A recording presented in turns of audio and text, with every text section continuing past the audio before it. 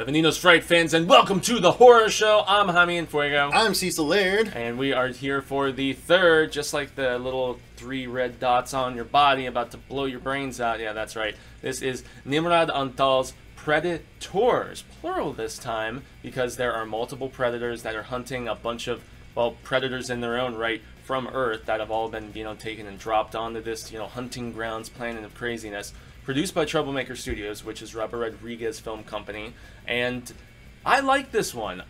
This is actually really funny. Upon rewatch, I liked it just the tiniest bit less, and I know on rewatch you said you liked it significantly I liked it way more. Yeah, I was not a fan the first time I saw it. Yeah, and I really like it now. I really liked it in theaters. I think this one and Predator 2 are neck and neck, although this one is more of like a soft Predator reboot almost. But it's more so a rebequel. I was actually reading that the Lawrence Fishburne character who pops up briefly in this was originally supposed to be the Danny Glover character from Predator 2. Oh, really? Yes, and so Predators got word about this guy that killed a predator, and so they wanted to take him and pull him and drop him on the island, but he didn't want to be in the movie, so they changed the script. That would have been so cool. That would have been sick, dude. Damn. Yeah, but in any event, yeah. So this is sequel 2010. Or soft sequel, rebequel, whatever terminology you want to go with, and it's violent. It's got a good ensemble cast, and I still like it a lot better than both of the AVP movies. So that's why I think for me when I initially saw it, I still really dig it.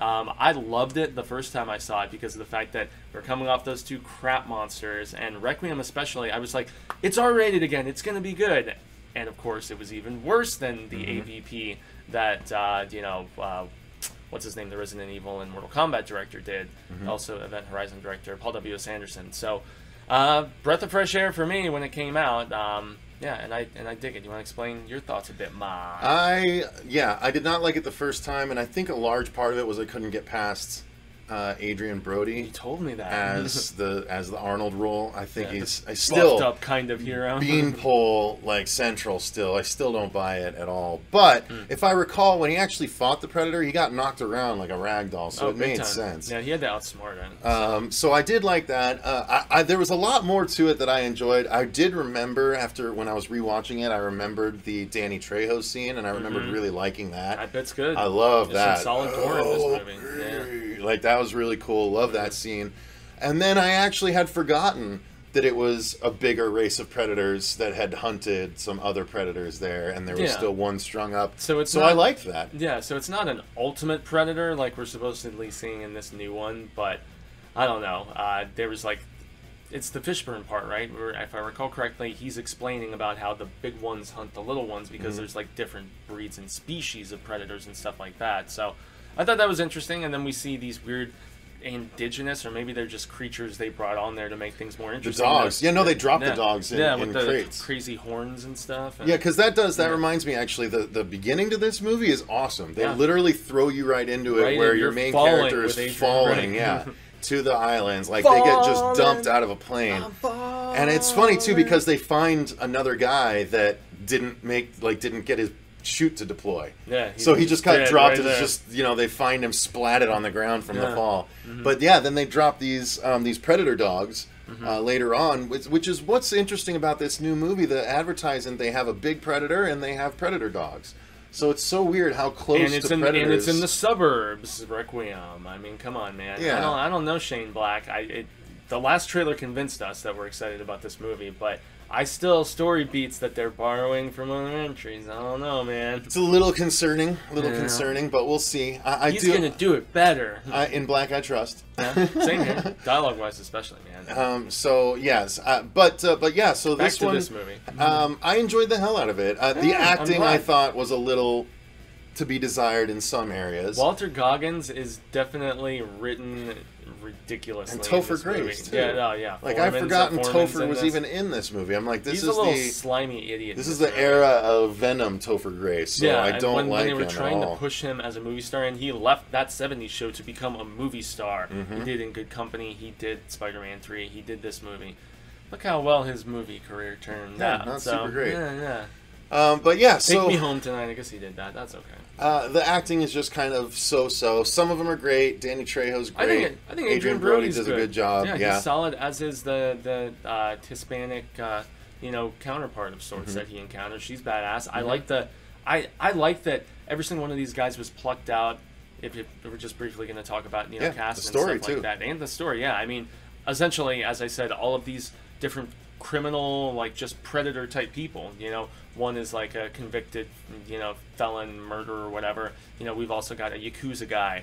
We've got Danny Trejo, plucked right out of Baja, where he's presumably in the midst of gang warfare, craziness like that, mafioso. Well, he's a Mexican mafia guy of sorts, and so everybody is plucked out of some really ill shizzle and thrown into this situation, and so they're all very hardened, predatory type people, and they're on this hunting planet, and that's where you've got 3 predators that are going after them, and there is the one bigger one who's got like the different tusk kind of thing going on, and then there's another one who has like weird almost elephant type. I don't know. I kind of like the difference in the design. I'm accepting of it because of the fact that there are so many different looks to the predators we've seen in the comic books. Some I like more than others, but yeah, I mean, it essentially turns into these 3 going and killing all of these humans that are on the planet, and they're just romping around. That's about it. Once again, simple plot, just like the original Predator movie. So, but story-wise, did it work for you? Story-wise, yeah, it did for the second time. I started to. I just went into it with a better mind, I guess, and I went into it thinking I wasn't going to like it again, but sometimes that happens. When I watch a movie when it first comes out, sometimes I'm just not in the right mindset, but I have to go because I'm one of those that has to go right when it comes out. And then when I watch it again later, 6 months later, when it comes out on video at home, I enjoy it a lot more. That has happened numerous times, so... that was definitely the case with that. That was the case with Prometheus, 100% the case with Prometheus. You see, it's the whole AVPVS universe.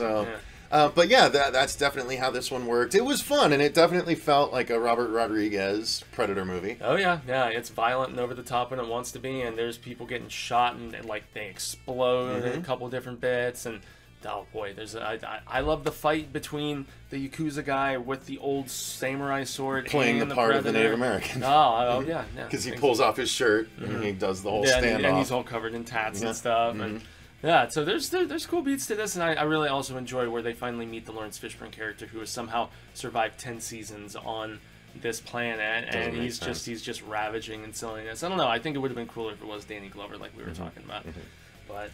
Yeah, and acting-wise, I mean, we covered most of that. Gore-wise, I guess we talked about that too. Kills and stuff like that. I like the decapitations of predators in this that we have. Yeah. Predators decapitating other predators, man. It's pretty sick. And the music was, again, ripped from the older movies. They have that same But some good sound design. Again, the sound design with the Danny Trejo bit was great. And I think the Predator talks again, too? Like, it does the voice thing a little bit. I can't remember specifically what. Yeah, neither can I. It's something, oh man, I can't even remember which character. Well, the Danny Trejo bit one counts. I mean, that's enough of a voice throw-off thing to have it work. Yeah.